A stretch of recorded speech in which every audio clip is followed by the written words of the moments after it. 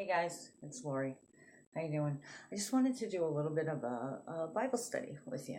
Um, finding hope in the storm, finding hope in the storms of life. How do you do that? Through the Bible. Um, and I know with this shift that's going on, it's really difficult for a lot of people. A lot of people are under attack. And, there are some people that truly are getting this, that are truly seeing the shift. I mean, everything's changing. And then there are some that are in denial, some that are completely asleep, happily asleep, some that just aren't understanding. But I'm telling you, Stephen Dawkins, is that his name? Even the atheists are starting to see that something's up. They can use science or whatever, but they're starting to see that something's up, that things are really getting heavy.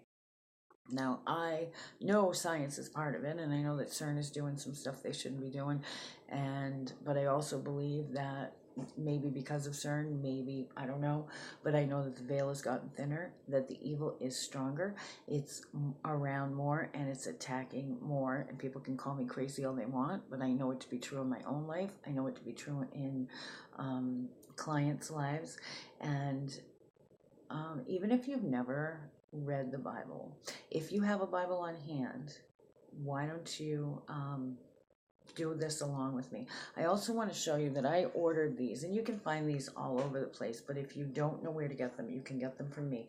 It's called Our Daily Bread, and I have my info on the back of it. I wrote it because I ordered these myself. Like I said, you can get them at churches and stuff, but um, I got them to give out because I know that a lot of my clients are not familiar with the Bible.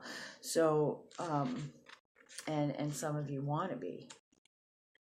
The Bible is not impossible to understand. I know that it can be overwhelming if you have never read it before, or if you've been taught that it's just too difficult to understand. Just let the leaders take care of it. I know some religions teach that. Other people are taught it really doesn't matter. It's just man-made.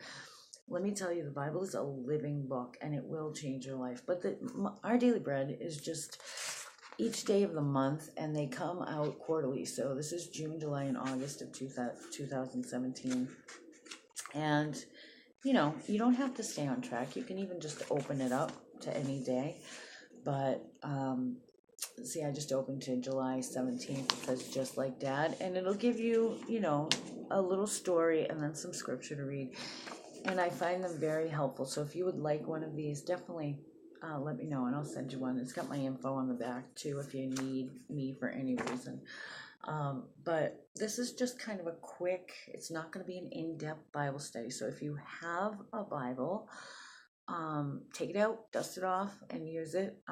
If not, I will be giving you the scriptures and I'll tell you what the scriptures are. I'll write them in the description.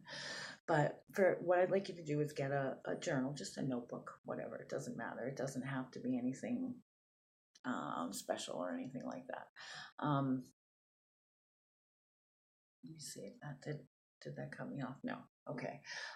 So fear is a weapon of the enemy. What happens, and even people that aren't into Christianity know, because the New Age movement, when I was into it, there's a lot of truth in it that is twisted. You know what I mean? So I think all of us know that fear will bring you down. Fear is built in within us for God to, it's like a detection that something is not right. But we should not fear. The spirit of fear is not of God. And what that means is if you're engulfed by fear, that doesn't mean your instinctual fear. You're walking down the street and someone's walking behind you and you feel that fear. That doesn't mean, oh, that's not of God. What it means is it can be used against you. Worry is unnecessary. It's not going to change anything.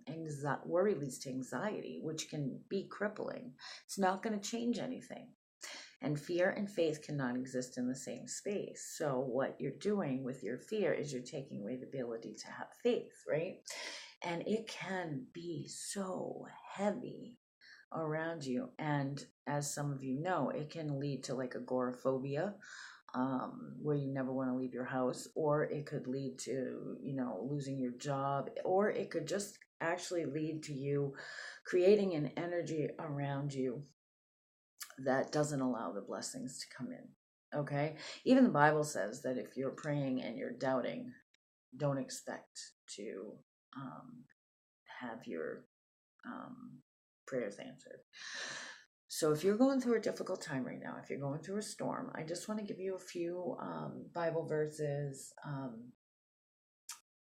and we'll go through a series of days, and just check it out, okay? And like I said, if you have a Bible, take it out. If you don't and you would like one, let me know. I can help you get one, and I have several myself, and I will get it to you. So God's always promising us to be with us, to walk with us. He promises that he'll stay with us. He does not promise us an explanation. He doesn't promise us a why. Sometimes you get your why. I hate the expression everything happens for a reason.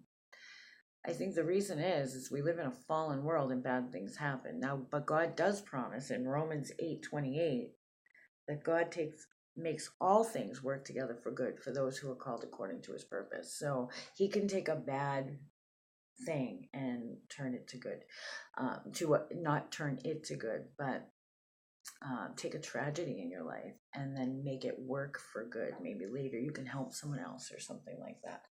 So day one in your journal, I want you to think of 5 different things in your life right now that are bothering you, that are making you anxious, that are causing you to worry, giving you fear or anxiety. I want you to write those down. Excuse me, my eye is all itchy. I want you to write those down, and then I want you to hand those over. Ask God to take them from you, to take them and to replace the fear with faith.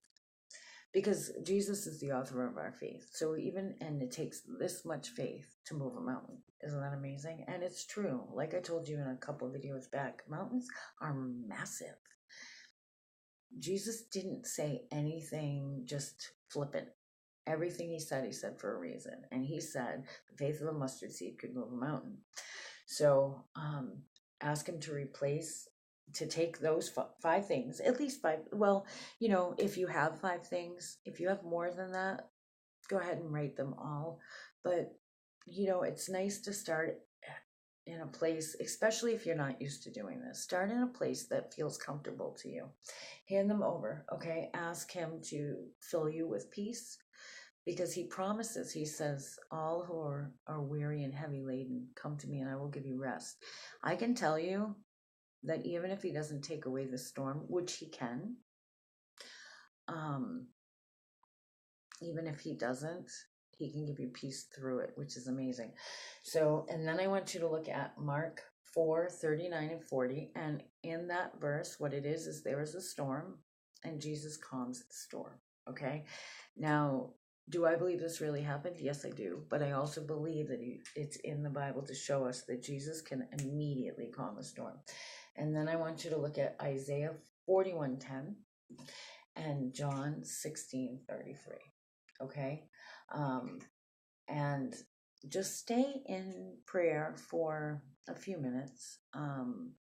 Ask him to take those things and watch how your day goes. This is day 1. I'm going to go slowly, okay? So this is day 1. Check it out. Let me know what happens. And I'm here for you. Like I said, if you need our daily bread, if you need a Bible, if you just need prayer, let me know. Okay? Talk to you guys soon.